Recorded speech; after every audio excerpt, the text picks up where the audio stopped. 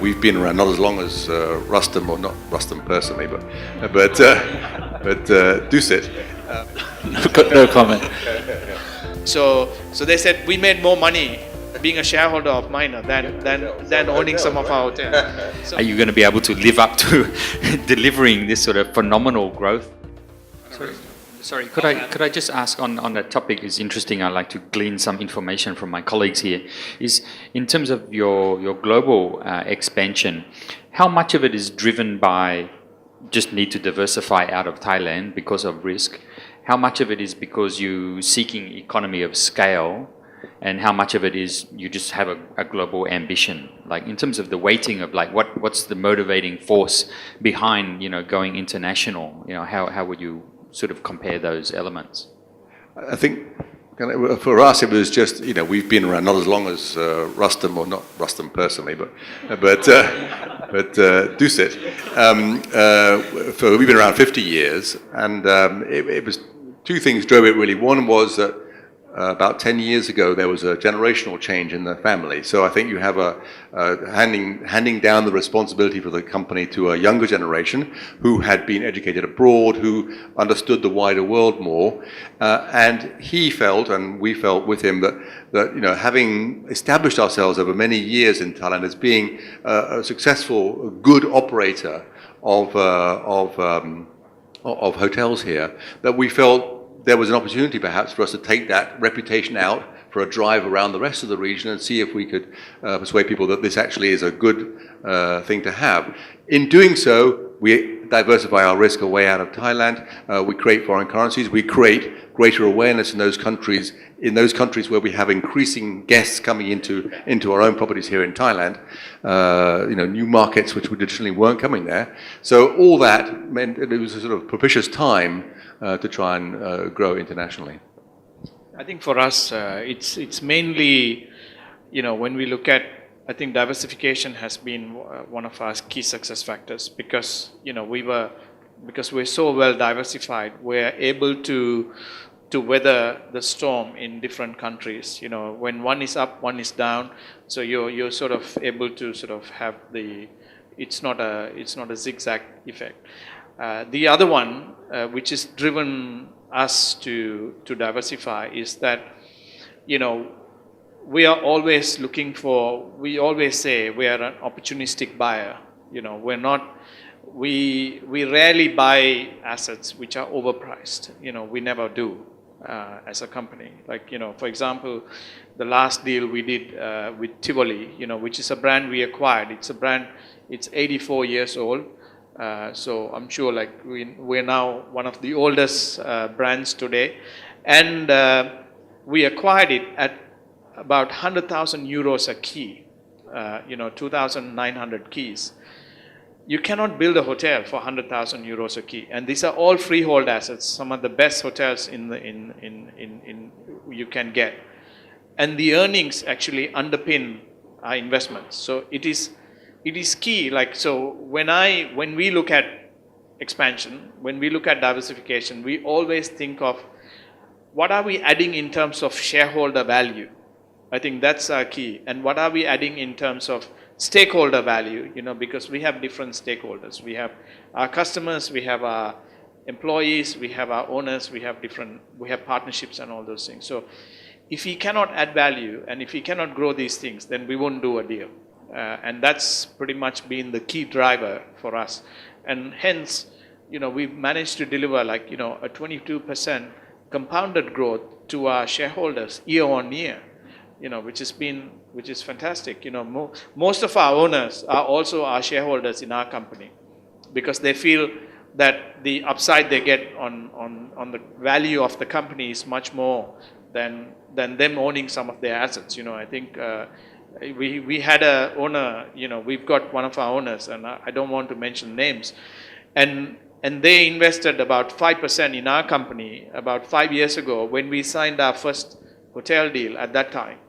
And today, from one hotel, we've managed to get 4 or 5 hotels with them.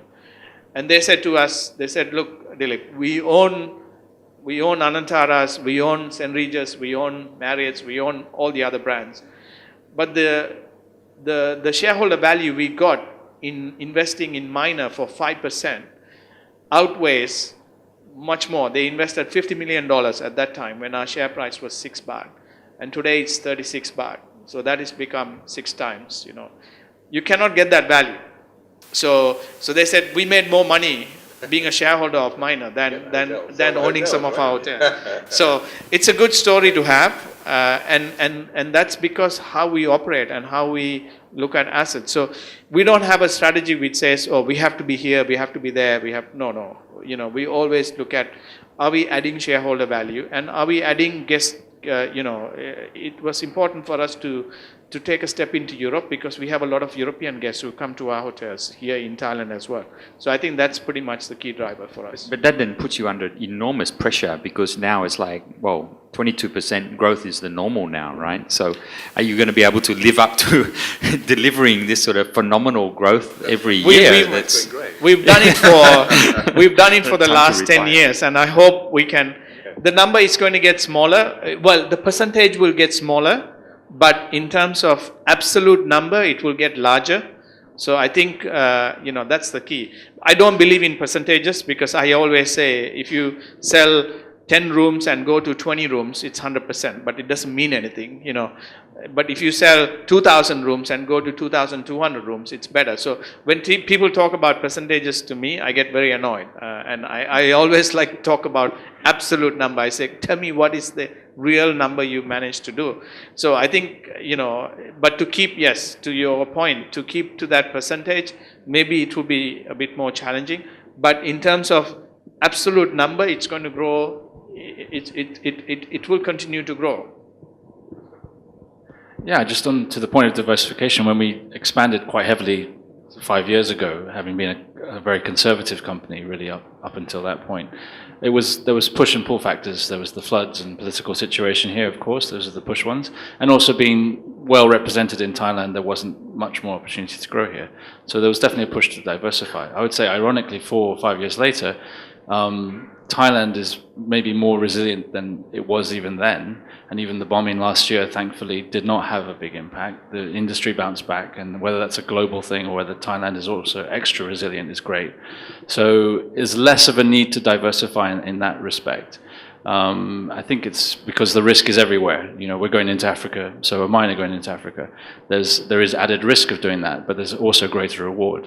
So of course you're always constantly trying to evaluate that. We invested money in Singapore, which is almost no risk. So it goes back to I don't think any of us are trying to take over the world. So there is of course ambitions to have our greater brand representation. The biggest issue we have perhaps is not having enough brand recognition, which again, with the big boys is very challenging for all of us in a very branded world.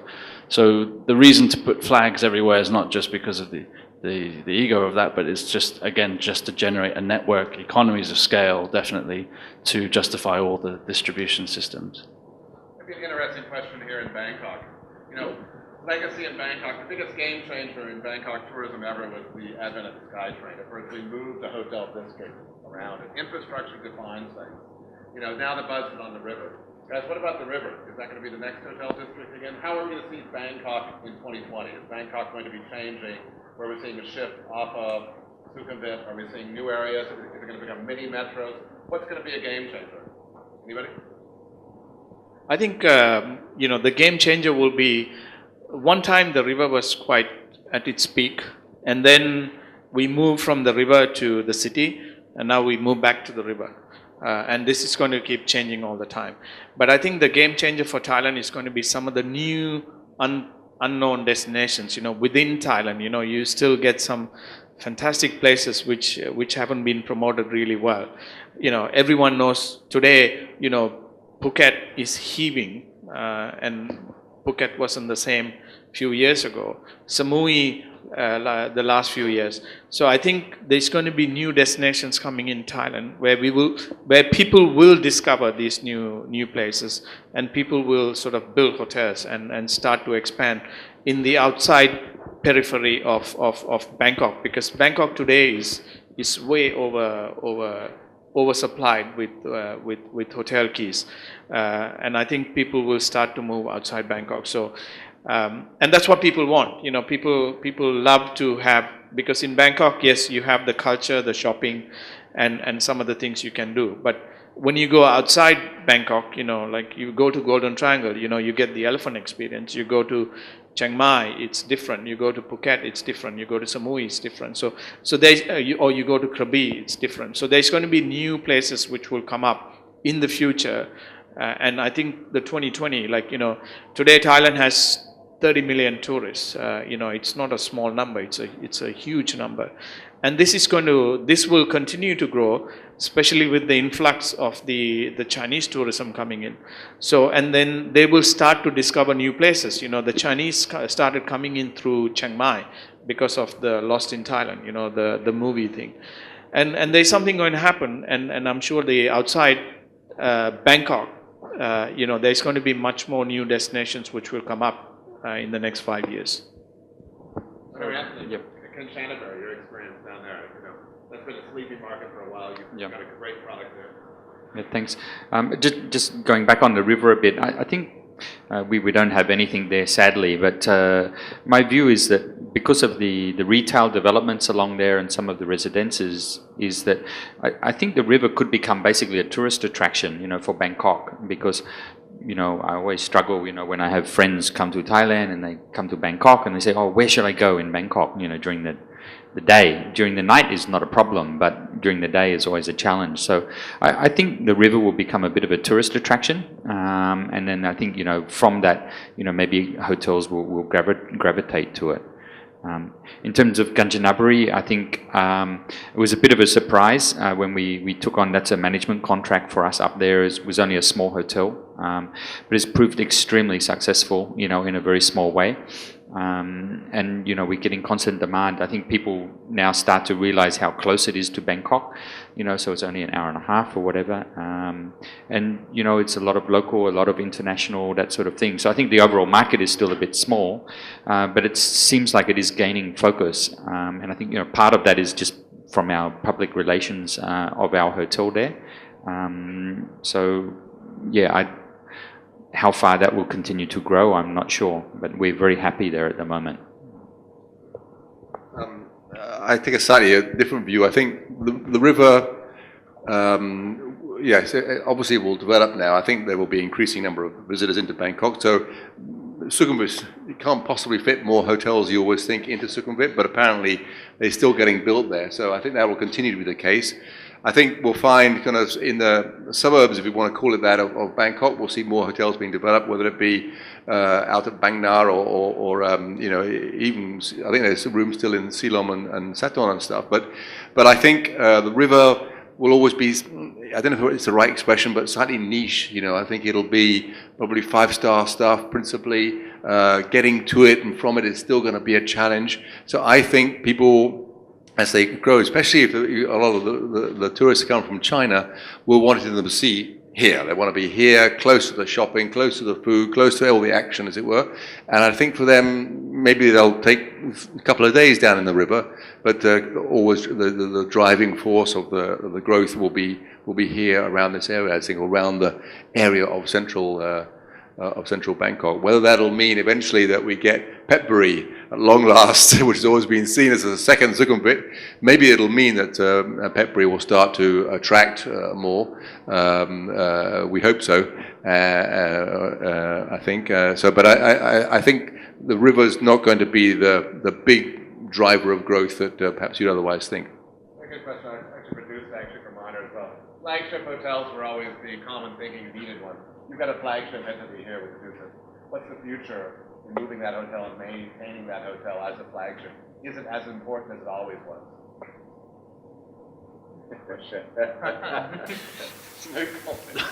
No comment. Next, it's in one way it's timeless. It is what it is, and you have to create a flagship that, like the Mandarin Oriental on the river. It maintains its value, and you have to keep pumping money in to do that.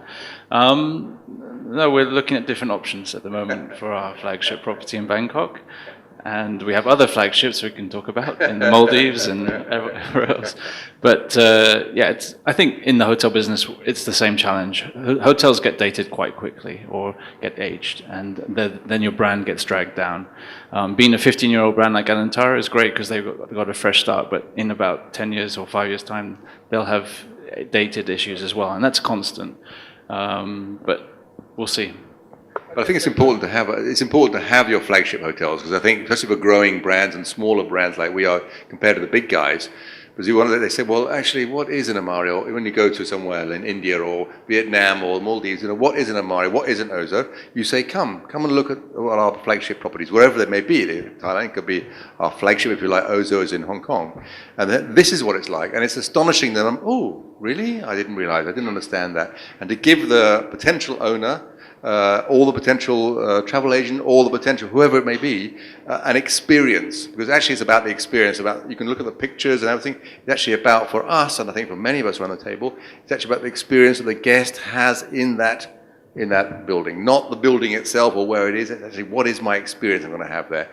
And if you can show owners and potential guests and potential partners what that is, and that's in your flagship hotel, then I think people will get a very much clearer idea of what you as a group are. Question I've got to ask Bill, if it can come on my mind. With the Four Seasons, you've taken an iconic global brand and replaced it with also an iconic global brand as well. How is the conversion? How is it going over there? I think if you look at the Four Seasons, it's gone through 4 brand changes. It was a peninsula. Initially, it started off, and then it became a region. It became a Four Seasons, and now it's an Anantara, and it will stay as an Anantara. The reason is that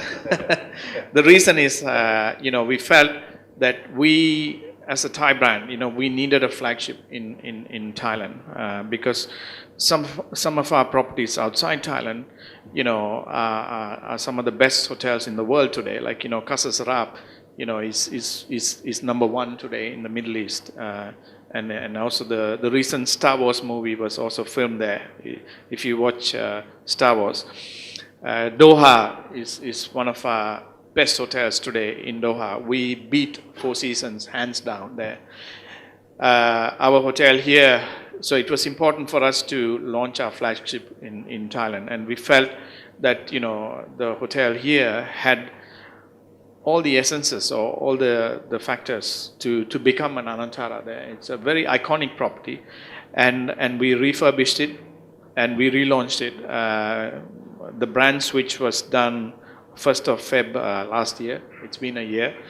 We've done half the hotel, and I have to say, we're just starting to launch. We just brought in a new GM who started yesterday, and it will change. So it's been quite successful. Like, this is not the first time we've done a brand switch.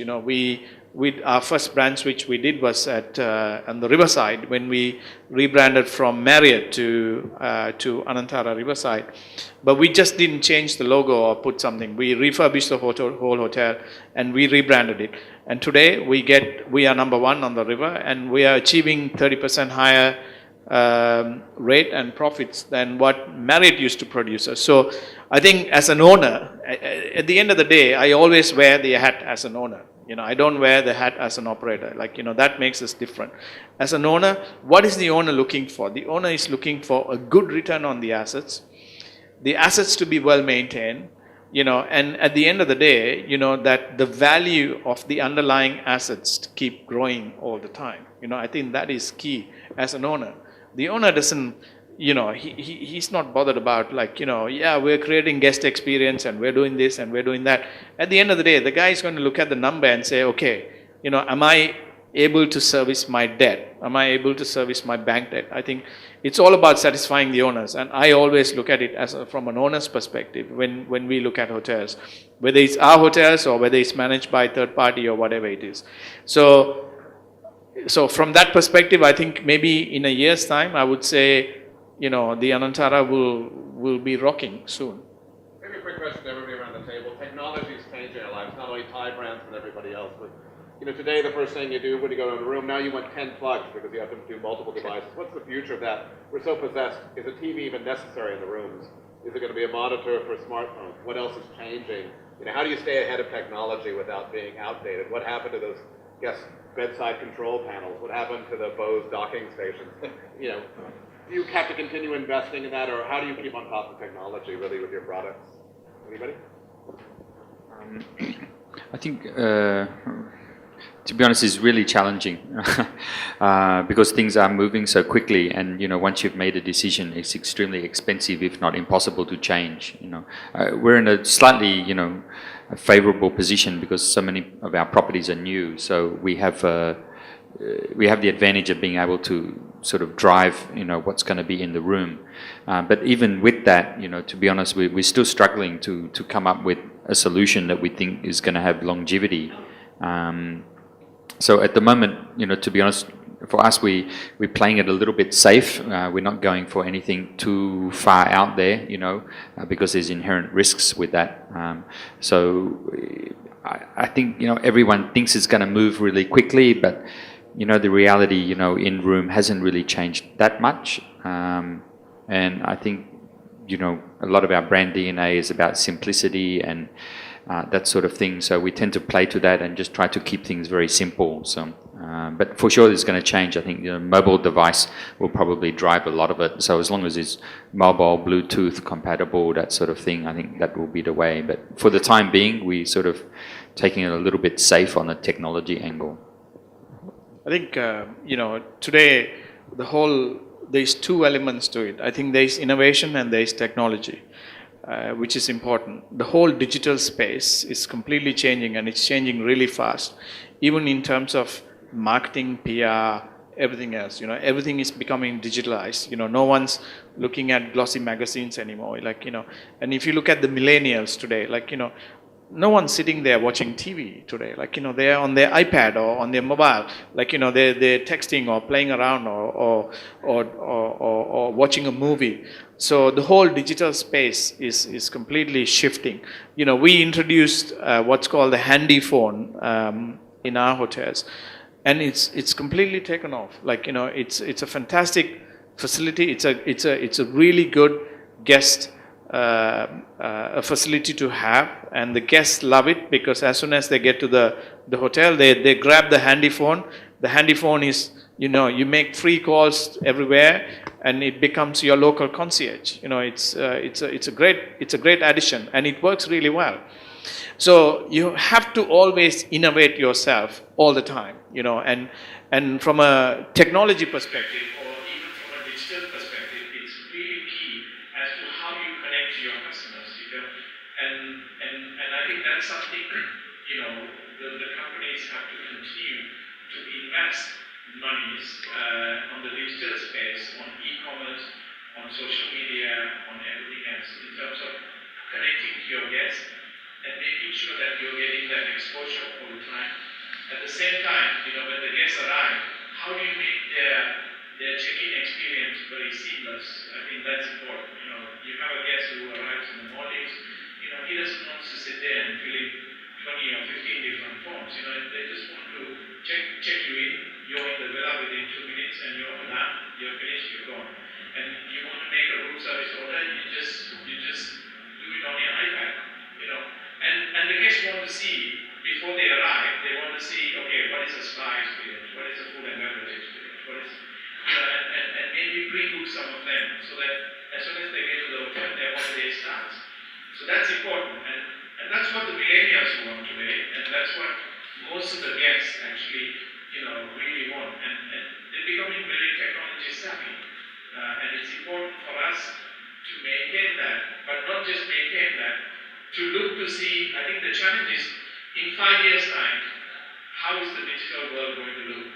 You know, I think that's key, and then working backwards and see, okay, what do we need to do for us to be ahead of the game? I think that's important. I think maybe we've got a few questions, actually. We've got some time here as well. Stuart, go ahead. Yeah. To Anantara and Mayur, David, I understand that you'll be opening some properties in India, and I heard this was based on somewhat religious tourism. Could you explain a little bit more about this, and is this a really viable market now? It is. I think, one of the key tourism factors is the religious tourism, or it's the circuit. We've had this experience quite a bit in Africa, because in Africa, when you go into game park camping, you cannot just go to one game park, you have to do a few more camps. If you take the religious circuit, it's the same thing, I think the whole Buddhism circuit is different.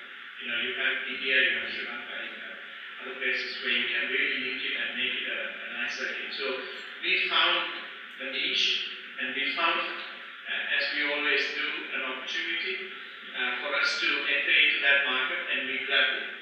So hopefully, our first hotel will open maybe this year, I think, and then we will try to create more of the circuit so that the guests can actually have the whole experience from a religious perspective. I think there's a huge demand for that.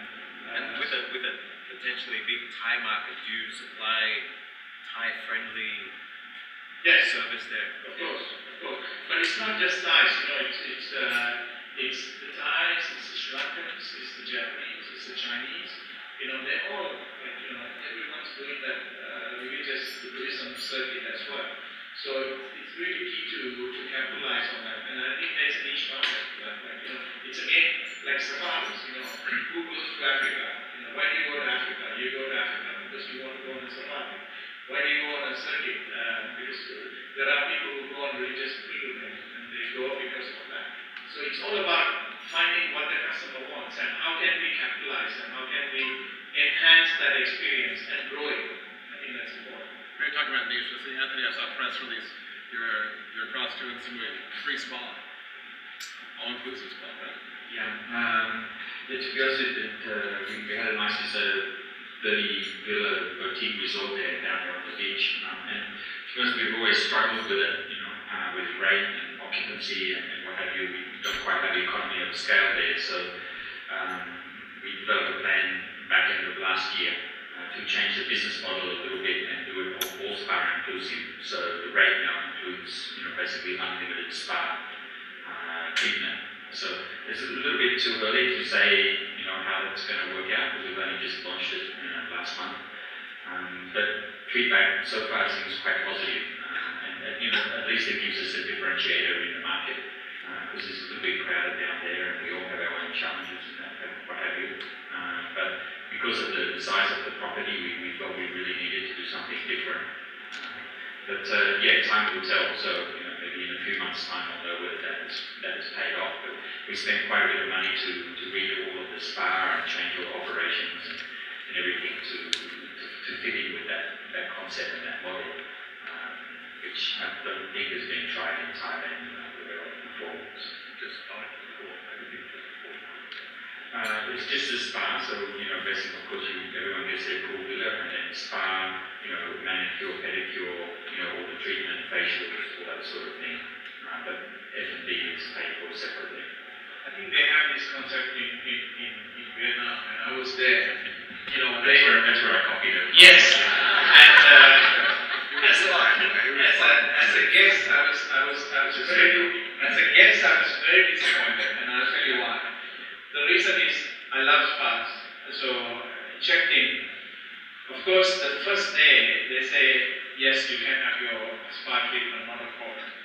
And then I said, okay, you know what? As a guest, I said, okay, now I want to have 3 spa treatments today. I want one at 2 o'clock, one at 4 o'clock, and one at 6 o'clock. Oh, no, we can't do that. We can only give you one a day. And then I said, okay. So I had the first day. Next day, I tried to book, oh no, we're fully booked. The next day, I tried to book, oh no, we're fully booked. And it's a gimmick. And as a guest, I was very disappointed because I said, okay, you're saying unlimited spa, and if you want unlimited spa, then you should be able to say, okay, give me unlimited treatments, So when you test it, it really doesn't work. As a gimmick, yes, it does work, but from a reality perspective, it doesn't. So I wasn't happy as a guest, and I was quite disappointed because it's either you give it free or you say, okay, one spa treatment is free during stay or 2 spa treatments is free. At least then I know I will get the 2 spa treatments. When I check in and I ask for the spa treatments, I don't get it. I only get 1. Because the others, they say, oh no, we're good. So be careful. Yeah, maybe they're a victim of their own success, unfortunately. But it would be my ambition to be able to truly offer unlimited spa. So, and which sexual name is this? I would like to come in. Don't let him spin it. I'll book you in. Tell me when you can come to surgery. I'll book you in. I think I champion the yoga massage. We've got just a few more minutes, so it's a great chance to talk to you of our leadership panel. Anybody have any questions? Actually, I have 2 questions. Great. And the first question is what are your view on restaurants in hotel? The importance of outlets, particularly in the city, like Bangkok or maybe perhaps more in the city rather than restaurants.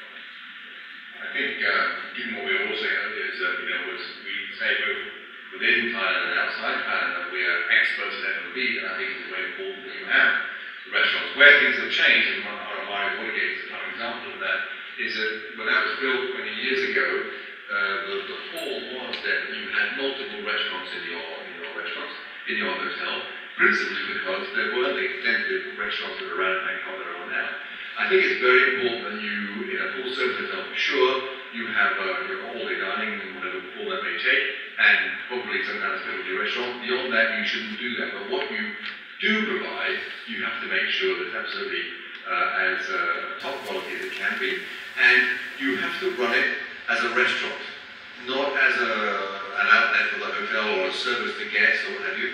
You have to look at it on a separate P&L basis, not just something that we have to provide. It's not like pools. So I think they have a very important role in the hotels in Bangkok. It depends on your segment. If you're in an Oza type segment or a Sharma service department, then obviously F&B is got a very limited extent. But in a full service hotel, a 4.5-star luxury hotel, you've got to have your restaurants. But the days of having multiple restaurants in a hotel, I think obviously there's legacy hotels where you have to have them there. What do you do otherwise? I think they're very important to do it. But the competition here in Bangkok, especially and so outside, is very, very, very tough. Restaurant is key driver, for the hotels. But I think what's important is, do you actually offer what the guest wants? I have, for example, I was Chinese New Year. I was in a hotel. I will not name the place. I was just there. I like to sit and watch what the guests do. And the hotel was maybe 80% or 85% of the guests were Chinese. And guess what happened? They had a Western buffet. Fantastic. The Chinese just walk around. They walk around and they go back to the empty plate. There was only they had just one soup for the Chinese. That's ridiculous.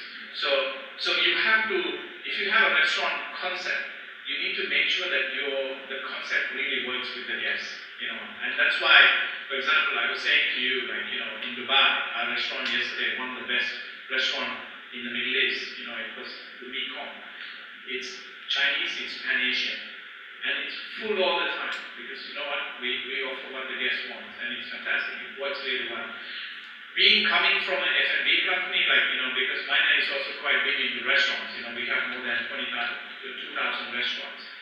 It's really important for us to run a restaurant as a business unit, not as an outlet, and the restaurant manager needs to know exactly what are his covers, what is his food cost, how many guests is coming, what are the issues he has, and are we really catering for the customer's needs? That is important. So I think the restaurant is important, but the days are gone where people say, oh, you have to have a fine dining restaurant, you have to have an all-day restaurant, you have to have this, you have to have that. And of course, some of the hotel operators will say that, but if they were owners, I'm sure they would think different. They will say, okay, we're happy with 2 restaurants, one all-day dining and one a specialty restaurant, and that's enough for us to run. So I think it's key. Sadly, we're just quickly. I'm just going to still say it's the soul of the hotel. And if we look at Asia, that is part of what drives us. If we go towards the European and American model, everything's outsourced, and you lose what Asia is all about. It's down to long-live F&B, but do it in a much more profitable way. Yeah, right. I think sadly we're just about out of time. I'd like to actually thank our organizer, Rumentra, for a great job here, and certainly for the residents, which are aptly managed by our Onyx friends. I think today it's been a great chance to network. We're going to end on one note. Actually, do you all have business cards? Everybody has a business card? Actually, reach in your pocket. If you don't have a business card at the end of today, walk up to somebody, introduce yourself, and meet somebody new. This is the whole point of these networking events as well. So that's our final note today.